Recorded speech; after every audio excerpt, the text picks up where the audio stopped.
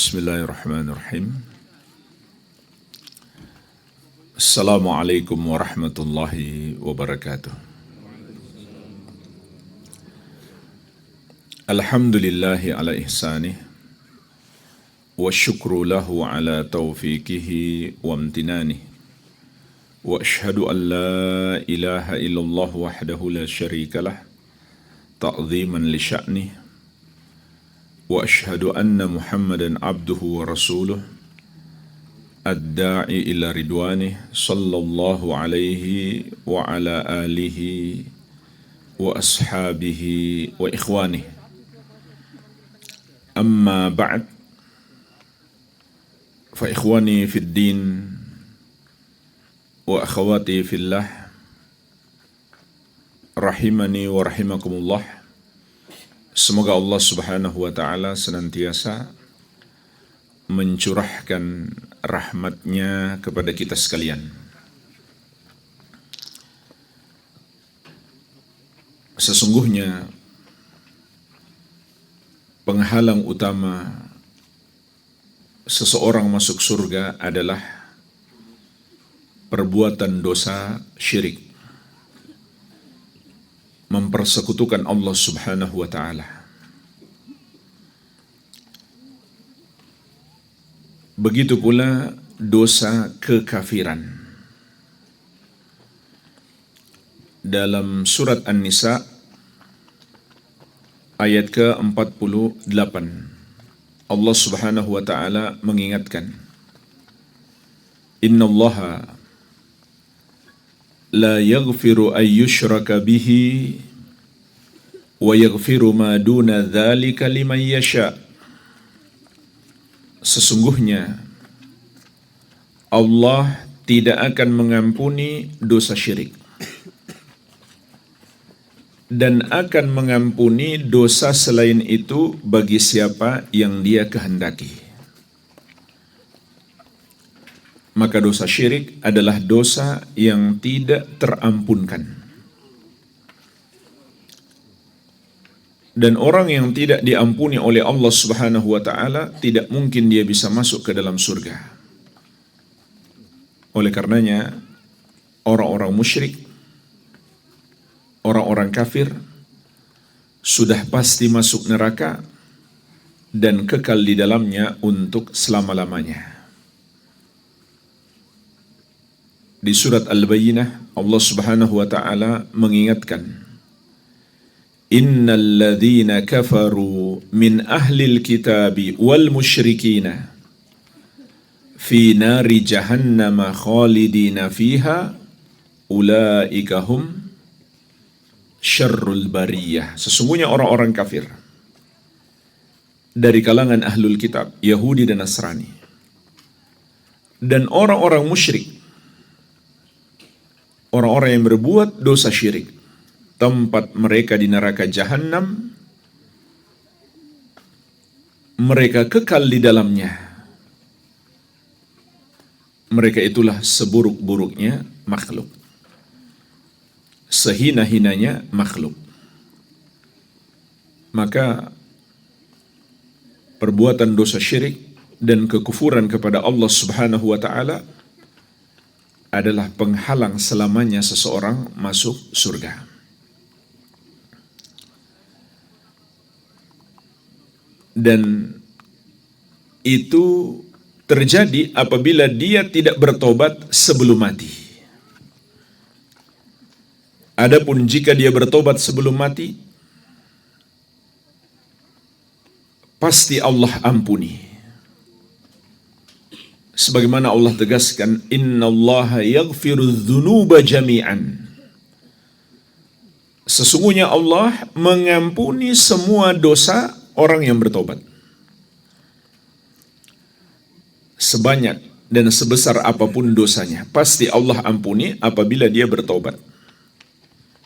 Bukankah para sahabat Nabi SAW dahulu mayoritasnya orang-orang musyrik, orang-orang yang kafir kepada Allah Subhanahu wa ta'ala, tapi kemudian mereka bertobat, bahkan mereka belum wafat, Allah sudah jamin mereka masuk surga. Dari sini jemaah sekalian kita bisa memetik pelajaran penting. Kalau begitu, yang harus lebih kita takutkan dalam hidup ini melebihi apapun adalah dosa syirik. Bahkan melebihi bahaya kematian yang paling tragis. Rasulullah SAW pernah bersabda, "La tusyrik billahi syai'an wa in qutti'ta wa hurrikta." Jangan engkau mempersekutukan Allah dengan sesuatu apapun, meskipun kamu dibunuh dengan cara yang paling kejam, yaitu dicincang-cincang atau dibakar hidup-hidup. Kematian yang paling menyakitkan tidak ada apa-apanya dibandingkan dengan bahaya dosa syirik. Dan orang yang beriman, yang benar-benar mentauhidkan Allah, meskipun kita lihat jasadnya masih berdarah, masih terbakar, tapi saat ruhnya berpisah dari tubuh, dia sudah merasakan kenikmatan. Namun sebaliknya, orang yang mati dalam keadaan berbuat syirik, kematiannya lebih menyakitkan, tapi setelah mati lebih dahsyat lagi azab yang akan menimpanya, dan sifatnya kekal abadi selama-lamanya, tidak ada akhirnya. Maka kita pun tahu betapa bahayanya dosa syirik. Oleh karenanya jemaah sekalian, kita sebagai orang tua, pendidikan yang paling wajib kita berikan kepada anak kita, bahkan ini kewajiban kita yang paling utama kepada anak secara mutlak, adalah memberikan pendidikan tauhid. Karena itulah yang dimaksud dalam surat At-Tahrim ayat ke-6. Ya ayyuhalladzina amanu ku anfusakum wa ahlikum nara. Wahai orang-orang yang beriman, jagalah dirimu dan keluargamu dari api neraka. Maka pokok utama untuk menjaga keluarga kita dari api neraka adalah memberikan pendidikan tauhid.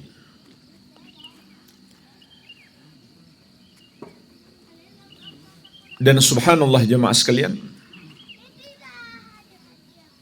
iblis mengetahui bagaimana pengaruh tauhid dalam diri seorang hamba, bahwa iblis tidak akan bisa menyesatkan orang yang memiliki tauhid yang benar. Sebagaimana Allah sebutkan sumpah iblis dalam surat Shad ayat 82-83. Qala fa bi'izzatika la ughwiyannahum ajma'in illa ibadaka minhumul mukhlasin. Iblis bersumpah, demi kemuliaanmu ya Allah, sungguh benar-benar aku akan menyesatkan mereka semuanya, kecuali hamba-hambamu yang memurnikan ibadah kepadamu. Kita sebagai orang tua tidak mungkin bisa mengawasi anak kita selamanya. Apalagi saat anak kita mulai beranjak dewasa, mulai makin banyak aktivitasnya jauh dari kita, lebih banyak mungkin bersama teman-temannya, maka kita nggak akan bisa mengawasi mereka dengan baik. Oleh karenanya, tanamkan kepada mereka pendidikan tauhid yang benar. Karena itulah benteng utama mereka dari gangguan dan godaan setan. Bahkan setan mengetahui dia tidak akan bisa menyesatkan orang yang benar-benar mentauhidkan Allah. Jangan sampai setan tahu tapi kita tidak tahu. Setan itu kan, yaitu iblis, rajanya para setan. Dia tersesat bukan karena bodoh. Dia tersesat tapi karena menentang ilmu yang sudah dia ketahui. Sama dengan orang Yahudi. Beda dengan Nasrani. Kalau Nasrani tersesat karena bodoh. Rajin ibadah tapi tidak tahu ilmunya. Tidak berdasarkan ilmu. Kalau Yahudi kebalikannya. Punya ilmu tapi menentang ilmu yang mereka ketahui. Mereka persis mengikuti sifat iblis. Allah Subhanahu wa ta'ala juga mengabarkan kepada kita bagaimana dahsyatnya godaan yang menimpa Nabi Yusuf alaihissalam. Dan godaan-godaan kepada hubungan terlarang di masa kita sekarang itu juga sangat dahsyat dan sangat mudah diakses melalui gadget kita. Maka Allah mengabarkan kepada kita sebab utama keselamatan Nabi Yusuf alaihissalam. Padahal godaannya begitu dahsyat. Sampai kata Allah, "Walaqad hammat bihi wa hamma biha." Sungguh, wanita itu benar-benar berkeinginan kepada Yusuf. Dan Yusuf pun hampir saja memiliki keinginan yang sama. Saking dahsyatnya godaan wanita itu. Sehingga Nabi Yusuf alaihissalam hampir saja terjerat. Laula ar-ra'a burhana rabbih. Kalaulah dia tidak melihat tanda dari Rabb-nya. Artinya Allah berikan pertolongan. Sebagaimana Allah sebutkan di surat Yusuf ayat ke-24. Maka Allah menjelaskan kepada kita sebab mengapa beliau ditolong. Sehingga selamat dari perangkap hubungan terlarang. Kadzalika linasrifa anhu su'a wal fahsya'a innahu min ibadinal mukhlasin. Demikianlah kami palingkan keburukan dan kekejian itu dari Yusuf. Karena dia termasuk hamba-hamba kami yang memurnikan ibadahnya kepada kami. Yang mentauhidkan Allah Subhanahu wa ta'ala. Ini sebab utama keselamatan Nabi Yusuf alaihissalam. Jadi sebelum kita ajari anak kita bahaya zina, jangan dekati pintu-pintu zina. Ajarkan terlebih dahulu tauhid dan rincian tentang kesyirikan. Itu sesungguhnya faktor utama yang menjaganya dari zina. Karena tauhid jamaah sekalian adalah kunci utama agar mendapatkan hidayah dan istiqamah. Sebagaimana di surat Al-An'am ayat 82. Allah Subhanahu wa ta'ala berfirman, "Alladzina amanu wa lam yalbisu imanahum bidzulmin ulaika lahumul amnu wa hum muhtadun." Orang-orang yang beriman dan tidak mencampurkan iman mereka dengan kesyirikan sedikit pun, maka mereka itulah yang akan diberikan keamanan dan hidayah. Maka ayat ini menjelaskan kepada kita, kunci meraih hidayah adalah membersihkan diri kita dari dosa-dosa syirik. Tidak boleh dalam iman kita tercampur oleh dosa syirik sedikit pun. Allah mengabarkan kepada kita, inilah kunci utama meraih hidayah. Dan untuk bisa istiqamah, kita perlu hidayah. Maka pendidikan tauhid kepada anak-anak kita adalah faktor utama agar mereka istiqamah. Sebagaimana telah saya bahas juga tadi malam, disinilah pentingnya orang tua mendalami ilmu tauhid. Dengan pembelajaran yang terkurikulum, yaitu mempelajari kitab-kitab. Mulai dari kitab-kitab dasar, kemudian meningkat pada kitab-kitab menengah, lalu kitab-kitab yang tinggi. Kitab dasar misalkan kitab Tauhid, Thalathatul Usul, Nawaqidul Islam, Al-Qawaidul Arba. Kitab menengah seperti Lum'atul I'tiqad, Al-Aqidah Al-Wasitiyah, dan yang semisalnya. Kitab yang lebih tinggi lagi adalah Al-Aqidah Al-Wasiti, Al-Aqidah At-Tahawiyah, At-Tadmuriyah, Al-Hamawiyah, dan lain-lain. Harus jelas kita belajarnya. Ada kurikulum. Dan ini kalau di Arab Saudi bisa ditemukan di masjid-masjid. Kalau kita masuk ke dalam sekolah, tentu lebih afdol lagi. Belajarnya lebih padat dan lebih jelas kurikulumnya. Meskipun hanya di masjid-masjid, tetap kita harus belajar sesuai dengan kurikulum. Begitu pula dengan pembelajaran mandiri. Membaca bukunya. Walhamdulillah, buku-buku yang saya sebutkan tadi, kebanyakan sudah ada terjemahannya. Dan ada syarahnya. Juga bisa kita dapatkan rekamannya di YouTube. Kajian-kajian dari para ustadz maupun para ulama. Ini langkah praktis. Kita bisa benar-benar memberikan pendidikan tauhid kepada anak-anak kita. Dan pendidikan akidah yang benar. Kemudian jemaah sekalian, faktor utama yang menghalangi seseorang masuk surga selain dosa-dosa syirik adalah dosa kekafiran.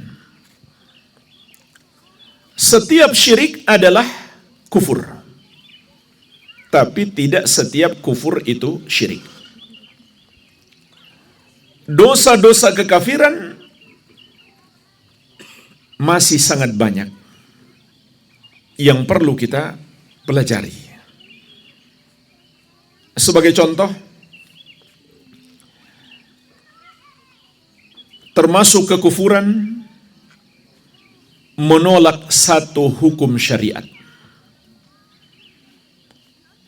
atau mendustakannya.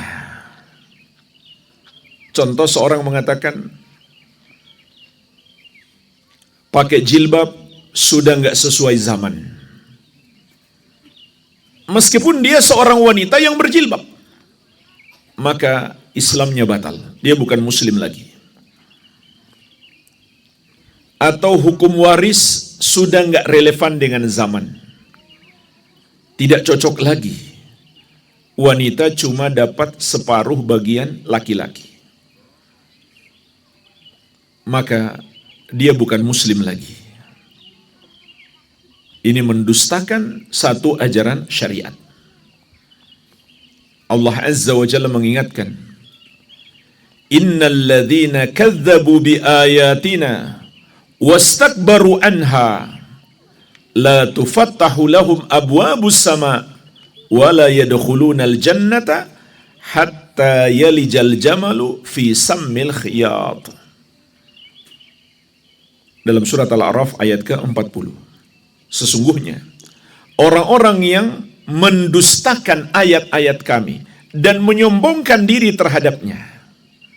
Lihat jemaah sekalian, di sini Allah sebutkan dua bentuk kekufuran. Yang pertama, mendustakan. Mendustakan itu artinya dia tidak mengakui bahwa itu bagian dari syariat. Misalkan dia mengatakan haji itu cuma tradisi orang Arab. Karena orang Arab sebelum datangnya Islam, mereka pun melakukan haji. Maka dia bilang haji itu cuma tradisi, bukan ibadah. Berarti dia mendustakan. Ajaran Islam tidak dia anggap sebagai ajaran Islam. Itu namanya mendustakan. Yang kedua, wastakbaru anha, dan dia menyombongkan diri terhadapnya. Menyombongkan diri artinya dia mengakui, tapi dia mengatakan tidak berlaku lagi misalkan. Kenapa nggak berlaku lagi? Karena nggak sesuai zaman. Atau karena nggak sesuai dengan kearifan lokal. Dan ini seperti iblis. Iblis mengakui itu adalah kebenaran, tapi dia menyombongkan diri. Sebagaimana kata Allah, aba wastakbar. Iblis enggan untuk menuruti perintah Allah dan dia menyombongkan diri. Maka kata Allah, la tufattahu lahum abwabus sama. Tidak akan dibukakan untuk mereka pintu-pintu langit. Artinya, ibadah mereka tertolak. Dan ruh mereka tidak akan naik ke langit untuk berjumpa dengan Allah. Wala yadkhulunal jannata hatta yalijal jamalu fi sammil khiyat. Dan mereka tidak akan masuk surga sampai onta bisa masuk ke lubang jarum. Artinya mustahil mereka masuk surga kalau mereka mendustakan dan menyombongkan diri terhadap syariat Allah. Meskipun dia nggak berbuat syirik, dia tidak menyembah kepada selain Allah, tapi ada satu hukum syariat Allah yang dia tolak.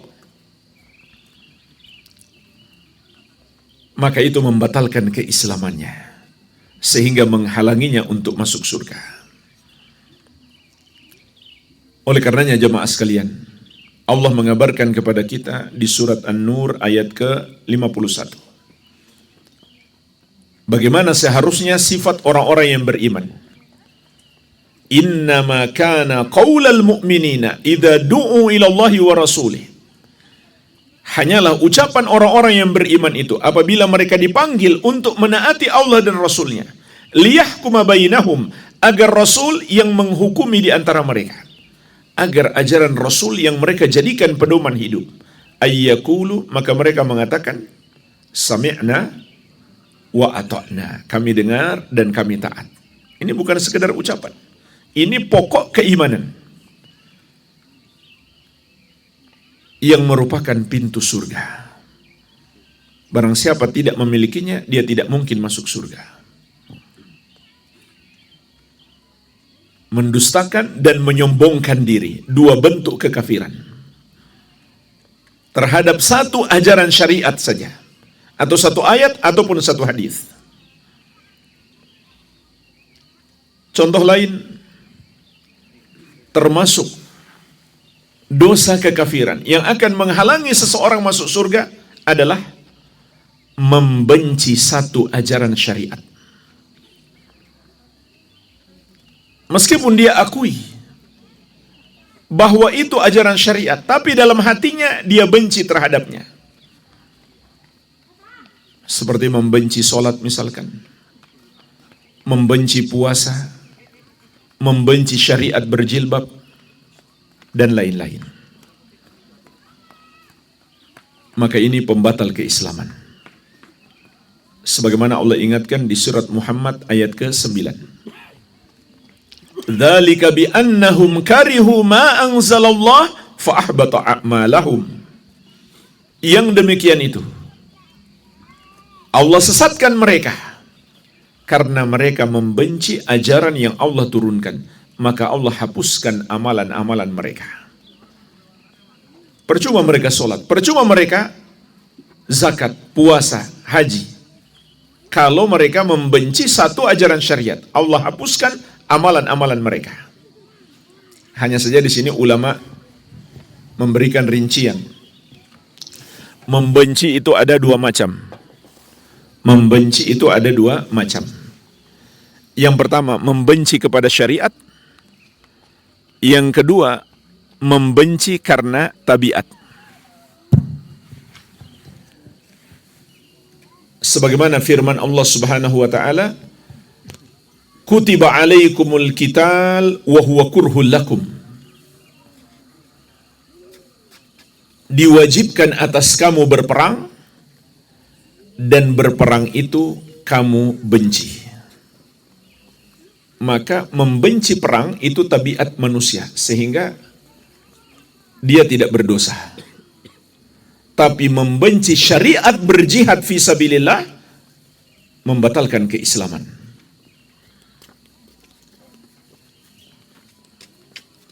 Juga Nabi SAW mengatakan termasuk amalan yang sangat agung isbagul wudu alal makari.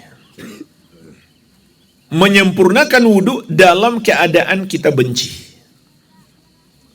Maksudnya kondisi manusia ada saat-saatnya dia nggak suka menyentuh air. Mungkin seperti yang baru kita alami barusan. Masih dingin, mengantuk lagi. Tapi kita harus berwudu. Bukan kita membenci syariat berwudu. Membenci syariat berwudu adalah pembatal keislaman.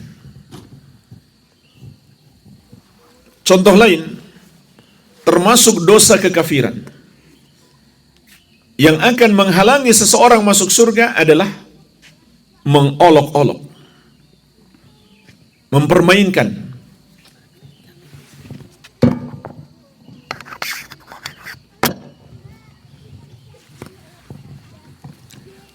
menghina atau merendahkan satu ajaran syariat.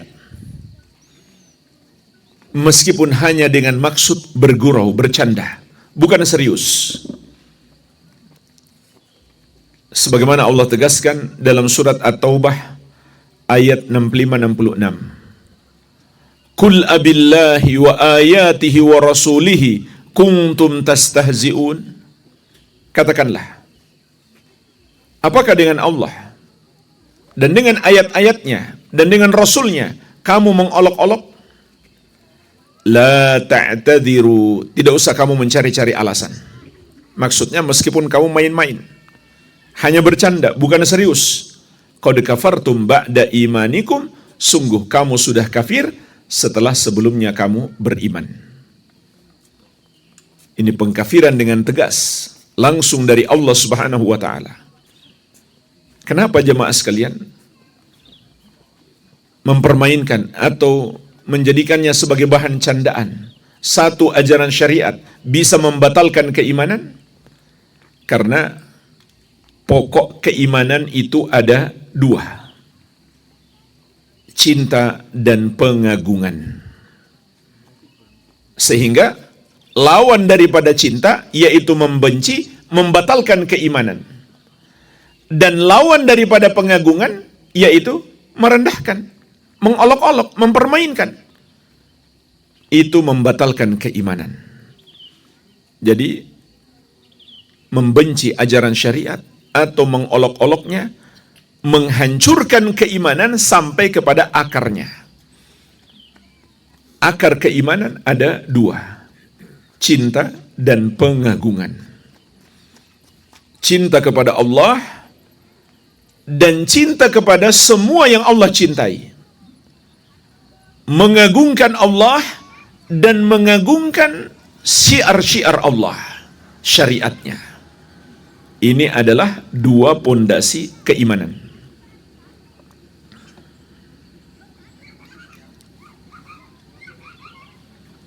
Jadi ini beberapa contoh perbuatan dosa kekafiran yang dapat menghalangi seseorang masuk surga. Kalau kita buka dalam kitab-kitab para ulama, masih banyak rincian-rincian perbuatan dosa kekafiran yang perlu kita pelajari, kita jauhi, dan kita ingatkan kepada anak-anak kita. Termasuk jemaah sekalian, meninggalkan sholat. Meninggalkan sholat itu ada dua macam. Yang pertama, orang yang meninggalkan sholat karena dia mengingkari syariat sholat. Maka sepakat ulama, tidak ada perbedaan pendapat, itu membatalkan keimanan. Yang kedua, orang yang meninggalkan sholat bukan karena mengingkarinya. Misalkan hanya karena malas. Maka ulama berbeda pendapat. Sebagian mengatakan itu kufur kecil, Sebagian mengatakan itu kufur besar. Pendapat yang paling kuat, pendapat Imam Ahmad, itu termasuk kufur besar. Karena dalil-dalil menegaskan demikian. Di antaranya sabda Nabi sallallahu alaihi wasallam, "Al-ahdu alladhi bainana wa bainahumus shalah, faman tarakaha faqad kafar." Perjanjian antara kami dengan mereka adalah salat. Barang siapa meninggalkan salat, maka dia kafir. Ini penegasan dari Nabi sallallahu alaihi wasallam. Maka tidak salat tidak mungkin masuk surga. Intinya masih banyak yang perlu kita pelajari tentang perbuatan-perbuatan dosa kekafiran yang tidak mungkin kita bahas secara rinci dalam satu pertemuan saja. Yang penting kita paham, inilah penghalang utama seseorang masuk surga. Perbuatan dosa, kesyirikan, dan kekafiran.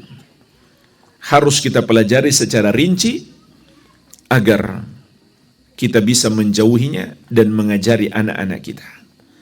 Adapun perbuatan-perbuatan dosa yang lain,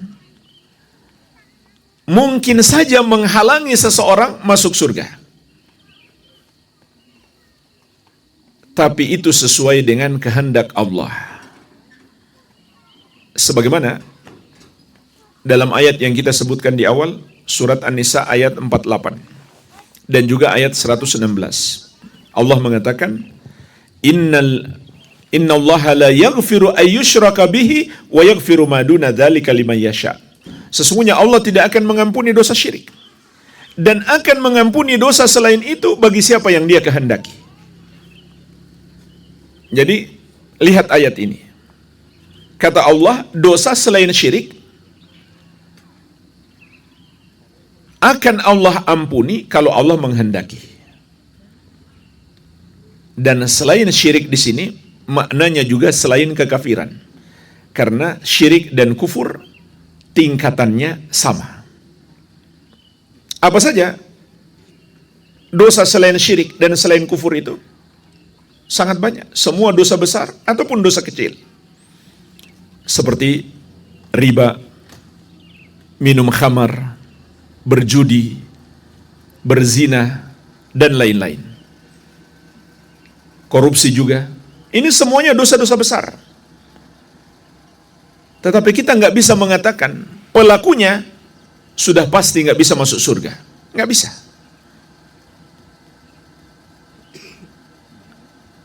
Karena kata Allah, wa yaghfiru ma duna dzalika liman yasha. Allah akan mengampuni dosa selain syirik dan kufur bagi siapa yang Dia kehendaki.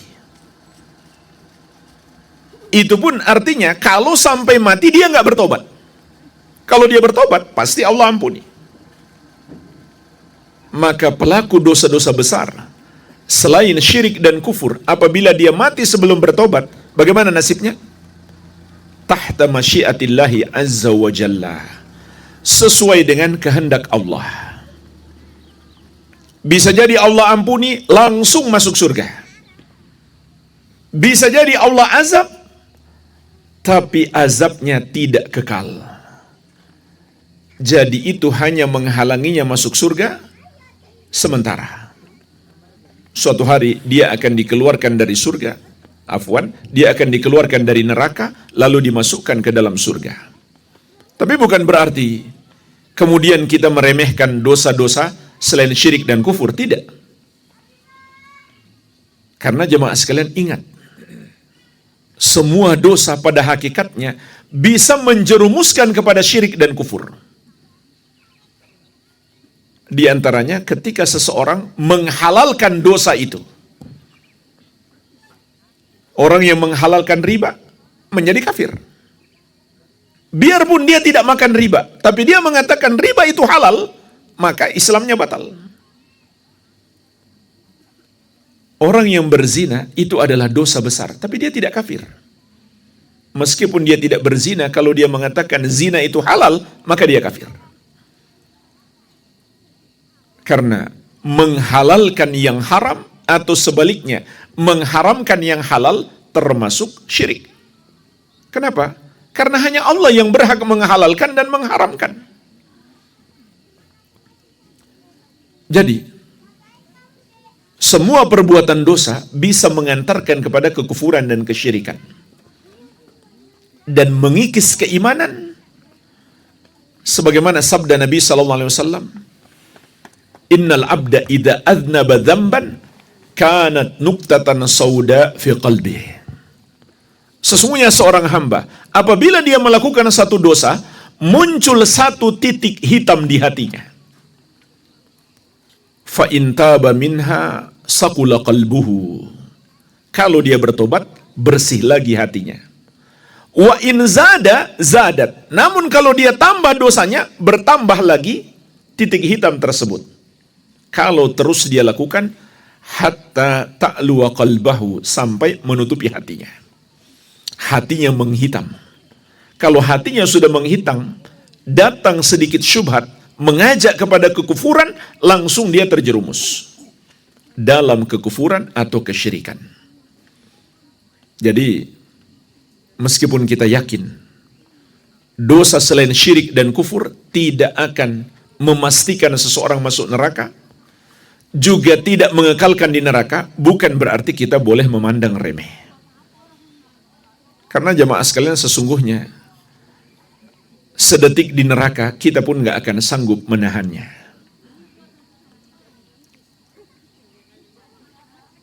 Tapi intinya ini adalah termasuk pokok keyakinan ahli sunnati wal jamaah, bahwa pelaku dosa besar selain syirik dan kufur, pertama, kalau Allah menghendaki dia masuk surga, langsung Allah ampuni. Meskipun dia sampai mati nggak bertobat. Yang kedua, kalau Allah menghendaki dia masuk neraka, maka dia pun masuk neraka, tapi dia tidak kekal di dalam neraka. Selama dia masih memiliki keimanan. Tidak berbuat dosa syirik dan kufur. Jadi kesimpulannya, dosa yang menghalangi seseorang masuk surga, ada dua macam. Dosa yang menghalangi selamanya dan dosa yang menghalangi sementara. Sekali lagi, meskipun hanya menghalangi sementara, bukan berarti boleh kita pandang remeh. Karena sementara itu kita nggak tahu berapa lama, bisa jadi 1000 tahun. Itu bukan waktu yang singkat, waktu yang sangat panjang. Maka kita harus berusaha menjauhi semua perbuatan-perbuatan dosa. Itulah penghalang masuk surga. Oleh karenanya jemaah sekalian, harus ditegakkan dalam keluarga amar ma'ruf nahi mungkar. Harus saling mengingatkan. Tidak boleh kita membiarkan keluarga kita, saudara kita terjerumus dalam dosa. Kewajiban kita untuk mengingatkannya. Kadang-kadang sebagian anak nggak enak sama orang tuanya kalau mengingatkan. Padahal kalau dia nggak ingatkan, berarti dia nggak sayang sama orang tuanya. Dia takut orang tuanya tersinggung.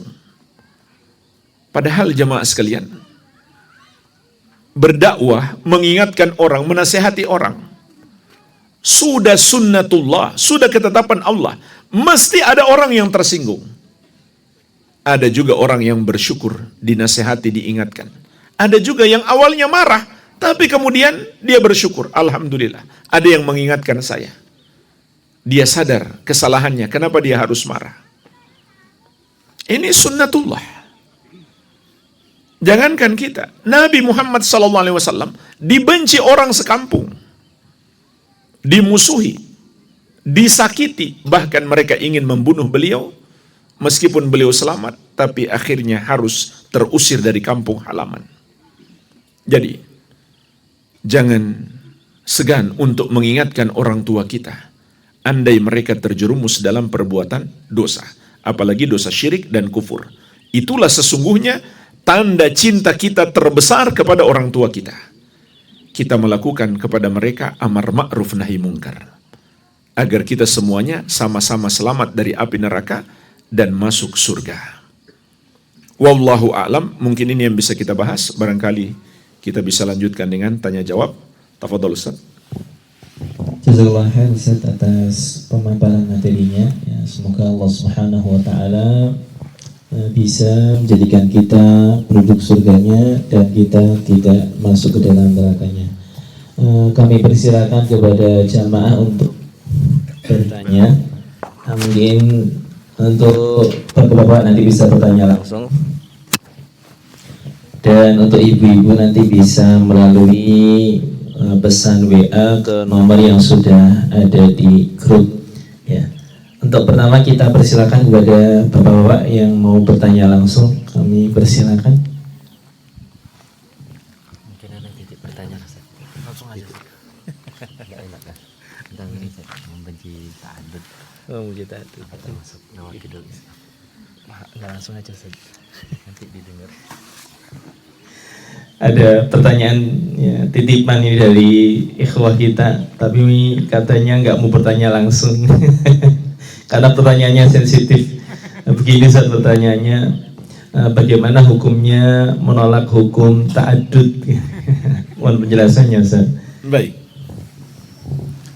Jadi pertanyaan beliau, bagaimana hukumnya menolak atau membenci poligami? Apa hukumnya? Apakah seorang istri misalkan yang menolak poligami atau membenci suaminya poligami menjadi kafir? Jawabannya tergantung. Ya. Apa sebab dia menolak? Apa sebab dia membenci? Kalau sebabnya karena cemburu, maka itu hukumnya mubah. Dia tidak berdosa apa-apa. Dan itu adalah tanda cintanya kepada suami, sehingga dia cemburu. Tidak mau dia dipersekutukan, maunya ditauhidkan. Karena itu cintanya kepada suami. Makanya kalau istri agak marah-marah karena dia cemburu, suami jangan marah. Suami jangan marah. Meskipun mungkin dia melakukan sesuatu yang salah karena kecemburuan. Suami jangan marah. Sebab kecemburuan itu menutupi akal sehat. Jangankan istri-istri kita, istri-istri Nabi SAW pun cemburu. Sampai kadang-kadang melakukan hal yang melampaui batas. Tapi Nabi SAW tidak marah. Beliau memberikan nasihat dengan cara yang baik. Istausu bin nisa'i khairan. Nabi SAW berpesan, berwasiatlah secara baik kepada kaum wanita. Tapi kalau dia menolak poligami atau membenci poligami karena menolak syariatnya atau membenci syariatnya, maka dia kafir. Meskipun dia mau dipoligami, nggak ada pengaruh, tetap dia kafir. Jadi tergantung. Orang yang masih mengamalkan syariat, tapi dalam hatinya dia benci syariat tersebut, maka dia kafir. Orang yang seorang wanita misalkan yang pakai jilbab, tapi dalam hatinya dia mengatakan ini cuma budaya Arab, bukan syariat, maka dia kafir. Kalau dia nggak berjilbab, dosa besar, tapi dia masih muslimah. Namun kalau dia mengatakan jilbab itu bukan syariat, maka dia kafir, meskipun dia pakai jilbab. Jadi bedakan antara dua hal ini, antara tidak mengamalkan syariat dan menolak syariat. Kalau tidak mengamalkan, tergantung apa yang tidak dia amalkan. Kalau dia tidak mengamalkan syariat berjilbab misalkan, maka itu dosa besar, bukan kekufuran. Tapi menolak syariat berjilbab adalah kekufuran. Demikian, wallahu a'lam. Jazakallah khair. Jazakallah khair, Ustaz. Berikutnya barangkali ada yang mau bertanya langsung. Yang tengah terlebih dahulu tadi.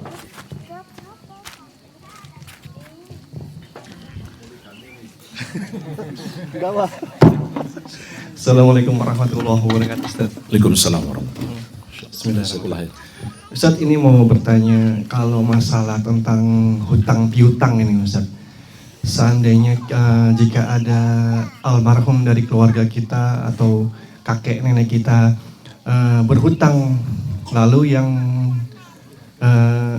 meninggal dunia, lalu yang memberikan hutang pun itu meninggal dunia, apakah akan jadi penghalang masuk surga bagi si almarhum ini atau keluarganya, Ustaz?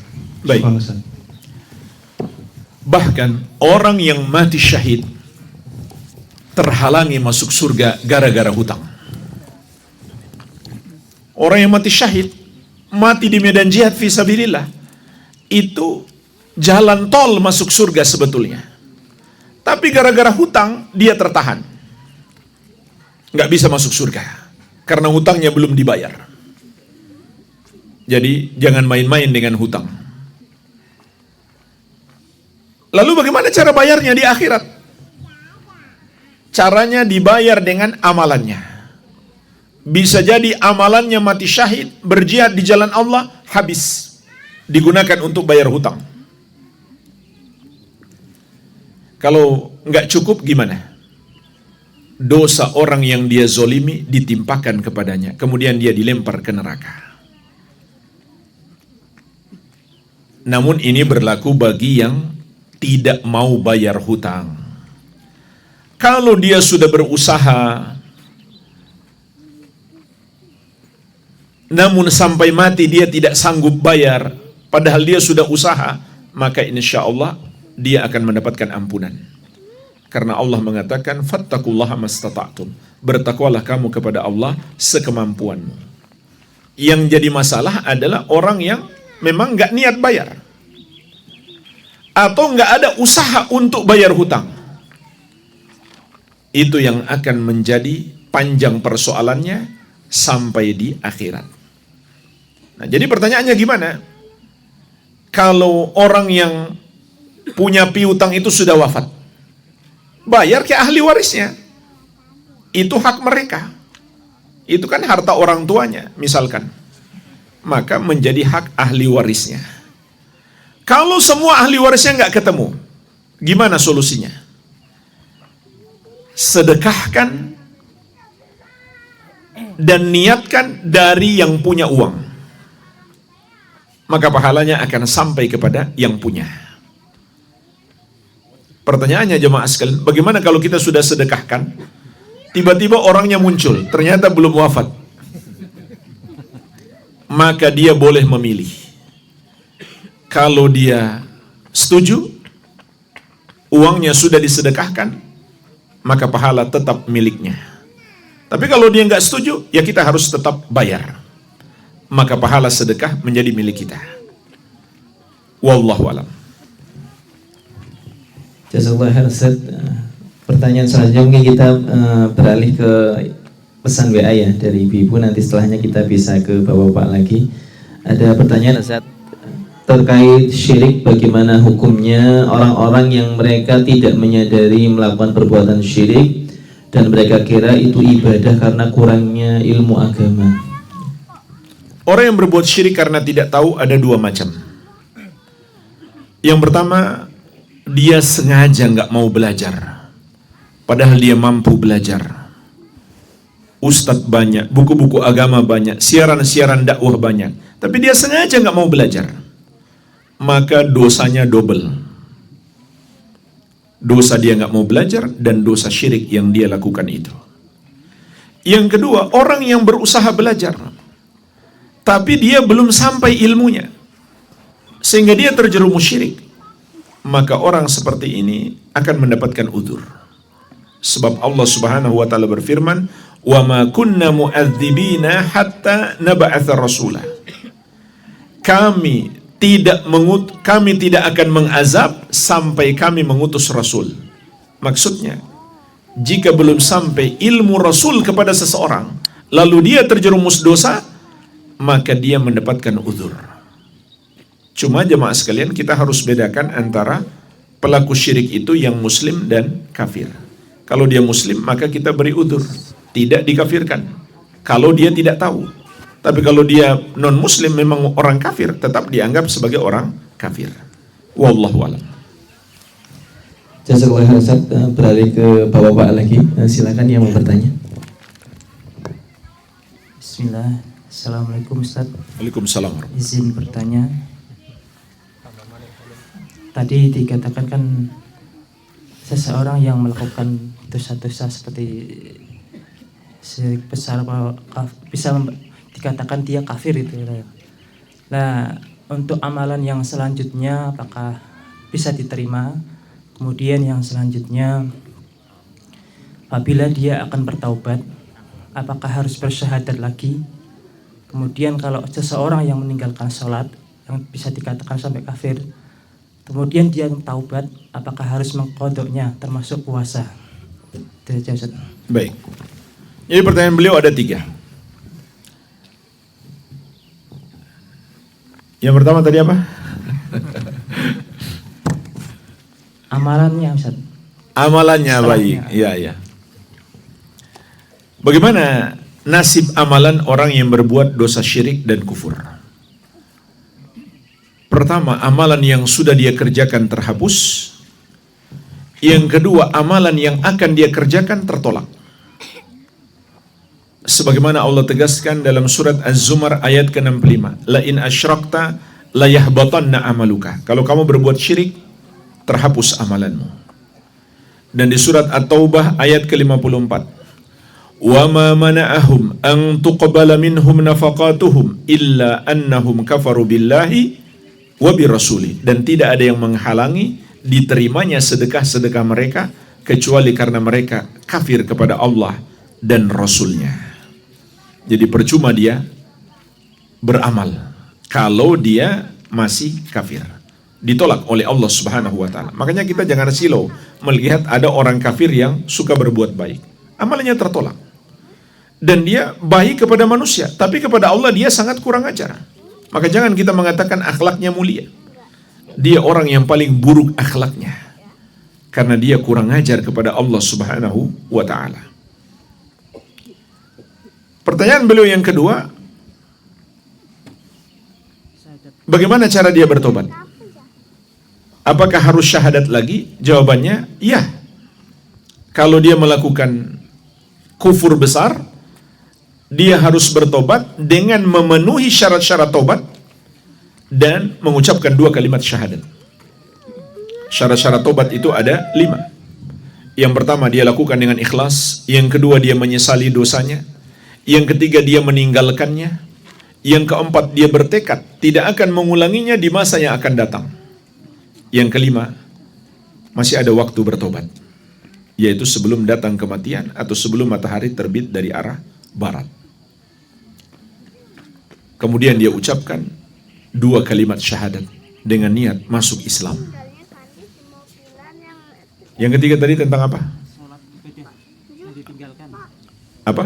Untuk sholat. Qodok solat yang ditinggalkan semasa dia kafir. Qodok solat ataupun ibadah-ibadah yang lainnya yang ditinggalkan semasa kafir, apakah harus diqodok? Jawabannya tidak. Tidak harus diqodok. Cukup dia masuk Islam, dia bertobat kepada Allah, dan semua dosanya sebelum masuk Islam akan Allah ampuni.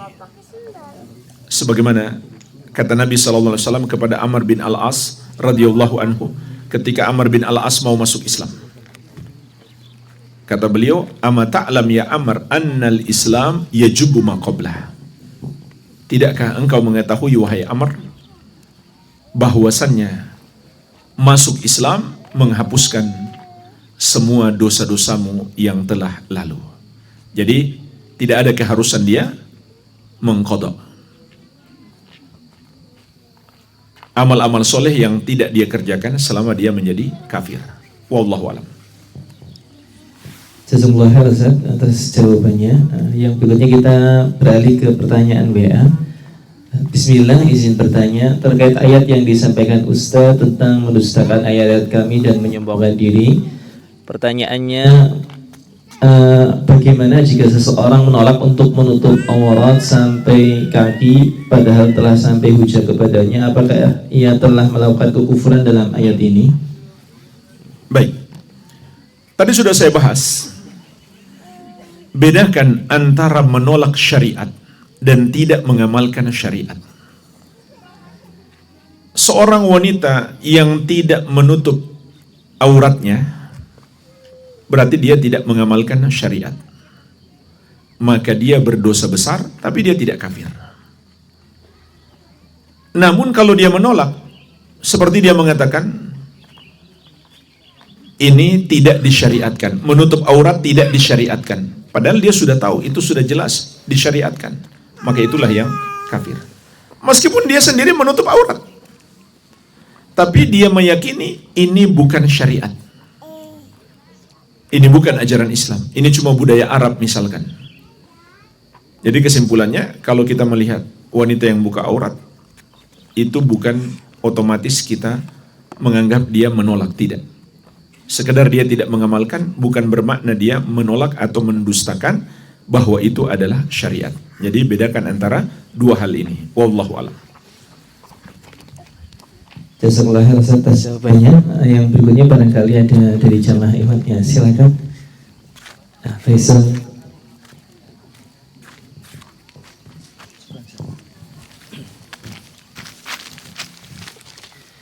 Bismillah, Assalamualaikum warahmatullahi wabarakatuh. Waalaikumsalam. Izin bertanya Ustadz, bagaimana cara yang baik untuk menasihati orang tua yang suka hutang riba Ustadz? Cara yang terbaik memberi nasihat adalah dengan menyampaikan dalil. Masalahnya dalilnya belum hafal ya. Kalau belum hafal ya menyontek nggak apa-apa. Itu cara yang terbaik. Kalau mau menasihati, cara yang terbaik sampaikan ayatnya, sampaikan hadisnya. Ada hadis singkat. Nabi SAW mengatakan, la'anallahu akila riba wa mukilahu. Allah melaknat orang yang makan riba dan orang yang memberi makan riba. Kalau bisa hafal lagi lanjutannya, ada lagi sedikit lanjutannya. Wa katibahu wa syahidai, dan orang yang menulis transaksinya dan dua orang saksinya. Wa qalahum sawa, kata Nabi SAW, mereka itu sama. Artinya semua yang terlibat dalam riba dilaknat oleh Allah Subhanahu wa taala. Ini yang paling penting, sampaikan dalilnya. Dan kita nggak usah berpikir nanti nasihat saya nggak diterima.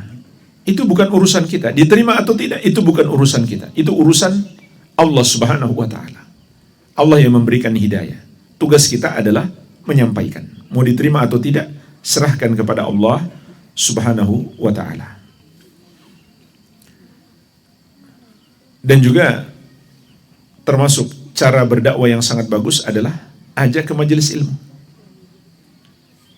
Terutama mempelajari dasar-dasar Islam. Karena kalau dasarnya sudah kuat, maka lebih mudah untuk mengajari yang lainnya. Ajak orang tua kita ke majelis ilmu. Kalau perlu setelah orang tua kita hadir di majelis ilmu, tanyakan kepada ustadz apa yang mau dinasihati untuk orang tua kita. Kalau khawatir orang tua kita marah karena tahu kita yang bertanya, ya sembunyi-sembunyi aja bertanyanya. Tulis di kertas kemudian titipkan ke panitia. Ini juga cara menasihati yang baik secara tidak langsung. Wallahu a'lam.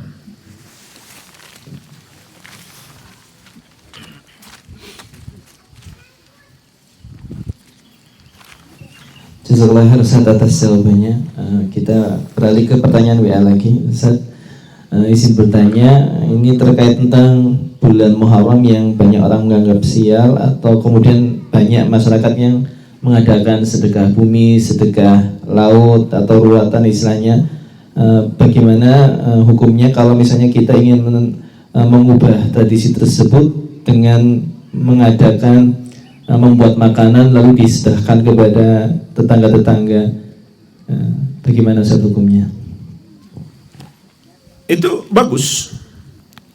Tapi kalau cuma bagi makanan nggak dinasehati, kayaknya kurang efektif.